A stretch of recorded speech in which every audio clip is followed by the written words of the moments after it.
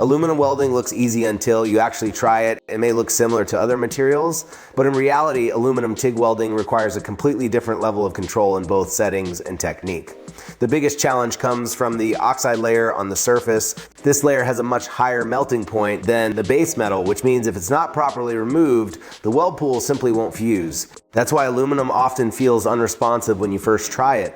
That's also why AC TIG is required. Alternating current doesn't just provide heat, it creates a cleaning action, continuously breaking up the oxide layer for shielding gas, high purity argonous essential, with a stable flow rate around 15 liters per minute to ensure arc stability and proper protection. When it comes to settings, aluminum welding is not just about amperage.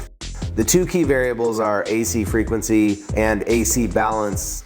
Lower frequency gives you a wider, softer arc and a flatter, wider bead. Higher frequency tightens the arc, improves control, and produces a narrower, more focused weld, but with more concentrated heat. AC balance directly affects how effectively the oxide layer is removed. When the AC balance is set to 40, the white edges on both sides are wider and the weld bead is brighter.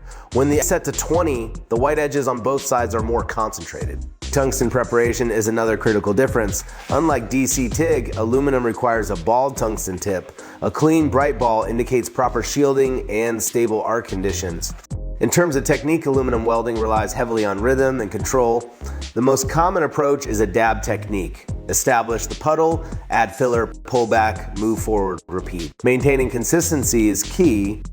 In the end, aluminum welding isn't just harder, it's more sensitive to control. Once you understand how frequency and cleaning balance interact and develop a stable welding rhythm, your results will improve significantly. If you're struggling with arc stability, puddle control, or weld appearance, feel free to drop your questions below. Don't forget to subscribe.